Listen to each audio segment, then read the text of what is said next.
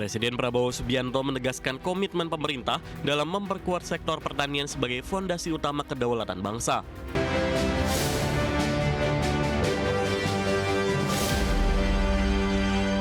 Pemirsa, pemerintah memastikan terus memperkuat sektor pertanian sebagai fondasi utama kedaulatan bangsa. Pemerintah optimis Indonesia dapat mencapai kedaulatan pangan yang berkelanjutan sekaligus memperkuat posisi bangsa di tengah tantangan global. Presiden Prabowo Subianto menegaskan komitmen pemerintah dalam memperkuat sektor pertanian sebagai fondasi utama kedaulatan bangsa. Menurut Prabowo, ketahanan pangan merupakan syarat mutlak bagi Indonesia untuk benar-benar mandiri di tengah dinamika global yang semakin kompleks. Sebagai langkah konkret, pemerintah terus mendorong peningkatan produksi melalui optimalisasi lahan, pembangunan infrastruktur irigasi, serta penguatan sumber daya manusia di sektor pertanian. Selain itu, riset dan inovasi juga terus diperkuat, termasuk melalui kontribusi lembaga pendidikan. Indonesia adalah masalah, kuncinya adalah antara lain ya, masalah pertanian. Dan saya belajar sejarah, semua negara kuat dan semua negara besar dan semua negara sukses, pertaniannya kuat, pertaniannya sukses. Dari situlah saya sampailah, begitu saya dilantik, keyakinan-keyakinan saya itulah saya wujudkan. Pemerintah optimis Indonesia dapat mencapai kedaulatan pangan yang berkelanjutan sekaligus memperkuat posisi bangsa di tengah tantangan global. Jakarta, Tim Liputan IDX Channel. Kembali bersama kami di IDX First Session Closing, pemirsa, emiten pakan ternak PT Japfa Indonesia Tbk akan menggelar rapat umum pemegang saham luar biasa pada 29 April mendatang untuk persetujuan rencana buyback saham. Perseroan menyiapkan dana sebesar 528 miliar rupiah untuk mendukung pelaksanaan buyback saham. Emiten pakan ternak PT Japfa Indonesia Tbk menyiapkan anggaran sebesar 528 miliar rupiah untuk biaya pembelian kembali atau buyback saham. Namun alokasi anggaran tersebut masih menunggu keputusan investor dalam rapat umum pemegang saham luar biasa yang dijadwalkan digelar pada 29 April 2026 mendatang. Buyback saham emiten dengan kode Japfa ini didasari oleh sejumlah pertimbangan, antara lain untuk meningkatkan nilai pemegang saham melalui penguatan return on equity.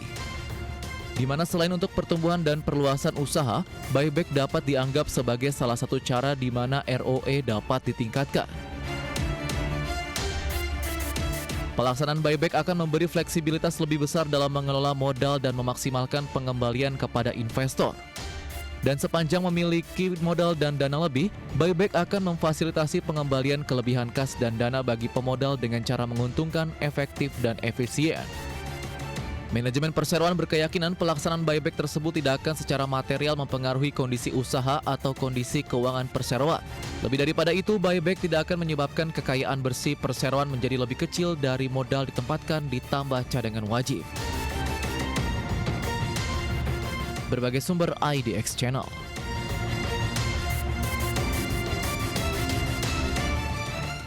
Maskapai penerbangan PT Garuda Indonesia Persero Tbk mencatat kenaikan rugi bersih sebesar 343,57% menjadi 322,48 juta dolar Amerika di sepanjang tahun 2025. Kenaikan rugi bersih tersebut sejalan dengan penurunan pendapatan di tahun lalu.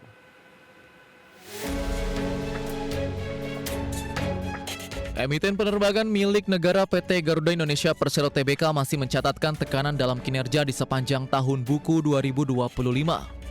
Hal itu tercermin dari rugi bersih yang dapat diatribusikan kepada pemilik entitas induk yang mencapai 322,48 juta dolar Amerika.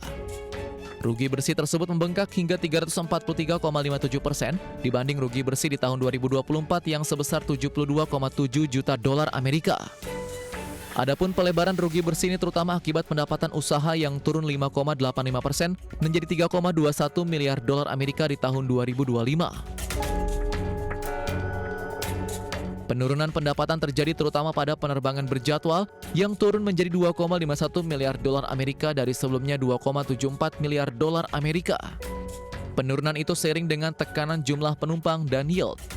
Meski demikian, Direktur Utama Garuda Indonesia Glenny Khairupan dalam rilis resminya pada 23 Maret lalu mengatakan, manajemen Garuda Indonesia optimistis dapat mempercepat langkah menuju fase turnaround atau berbalik dari rugi yang lebih solid, sekaligus memperkuat perannya sebagai national flag carrier yang kompetitif.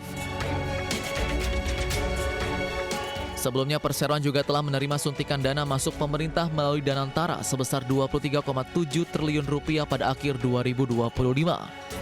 Dana tersebut akan digunakan untuk mendukung perawatan armada, restrukturisasi keuangan, serta penguatan likuiditas. Berbagai sumber IDX Channel. Ya, masih dari informasi emiten, pemirsa, 3 direksi PT Merdeka Gold Resources Tbk atau emiten berkode saham emas mengundurkan diri dari jabatannya. Pengunduran diri ini akan diputuskan melalui RUPS di tengah kinerja perseroan yang masih mencatatkan kerugian pada 2025.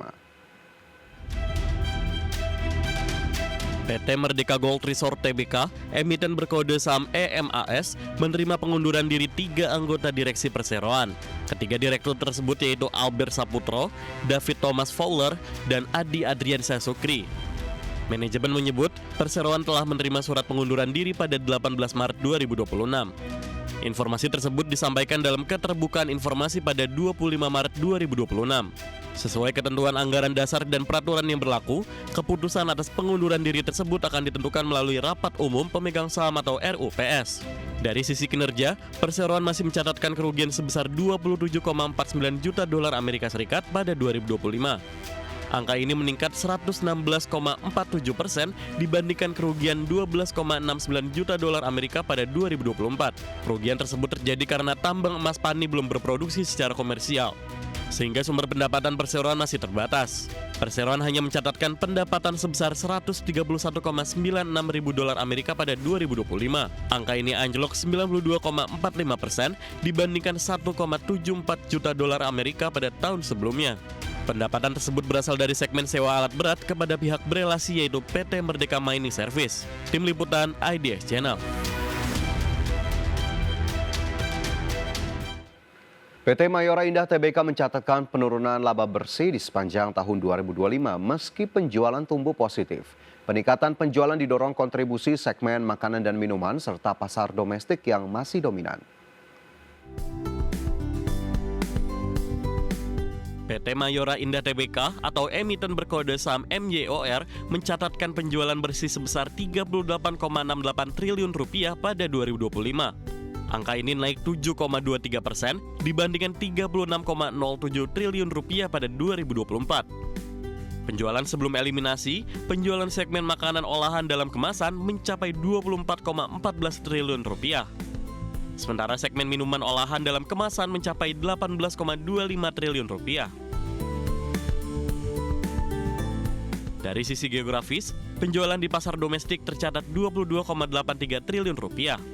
Sedangkan pasar ekspor menyumbang Rp15,87 triliun terhadap total penjualan.